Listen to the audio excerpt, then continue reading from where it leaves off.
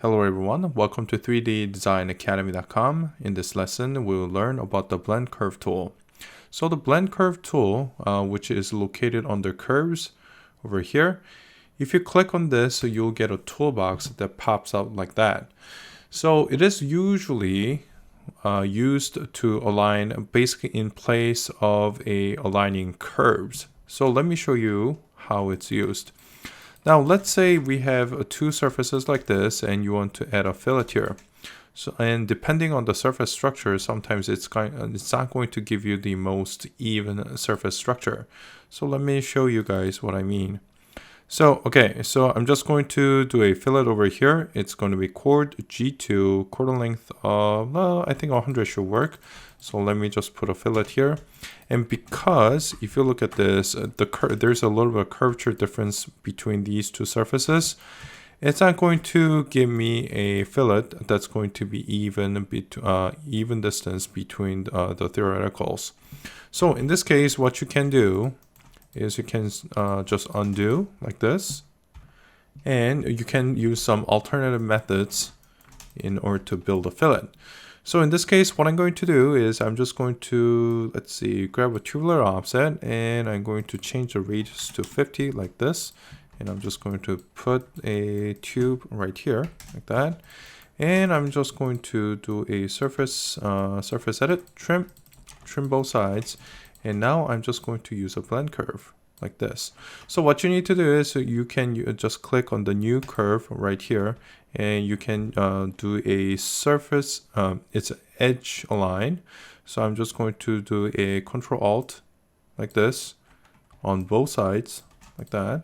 And I'm just going to create one over here. Now make sure when you're doing the blend curve, you gotta make sure that you use the edge that you want to align to. Otherwise, you're going to get a little bit different result.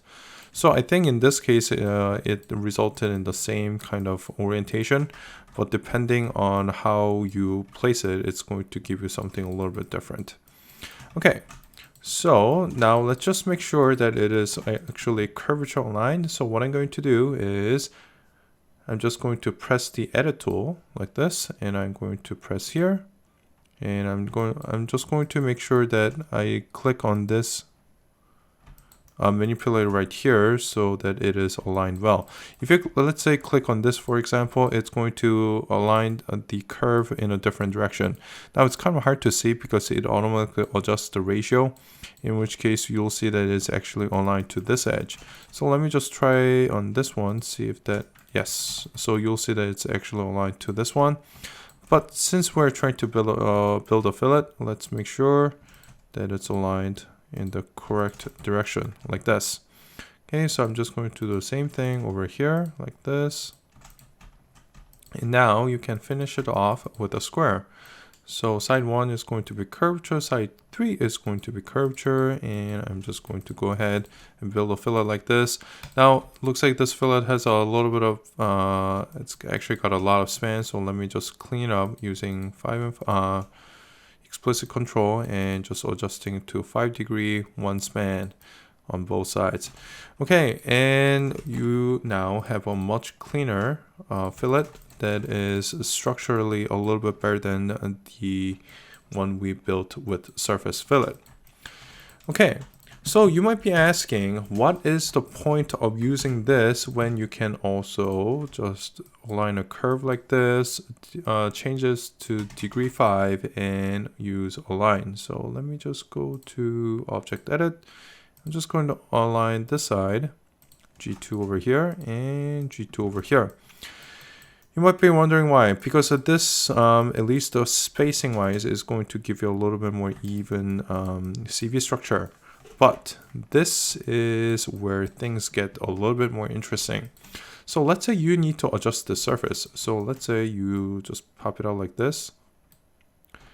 You'll notice that the CV structure on this one is going to adjust accordingly, and the ratio of the spacing between the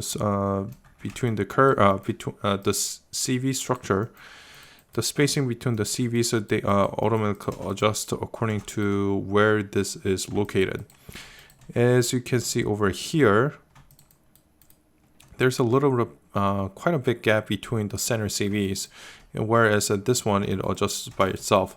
Now this may not be the best example because right now it's a little bit leaning over here, but you'll notice that as I move the surface like this automatically adjusts, and you'll see a very nice structure, very even CV structure, whereas this one you would have to manually adjust like this. You can use scale, things like that, but it just adds an extra step, while the blend curve does all of that for you. All right, so that's a blend curve, and that concludes this lesson, and thank you guys for watching.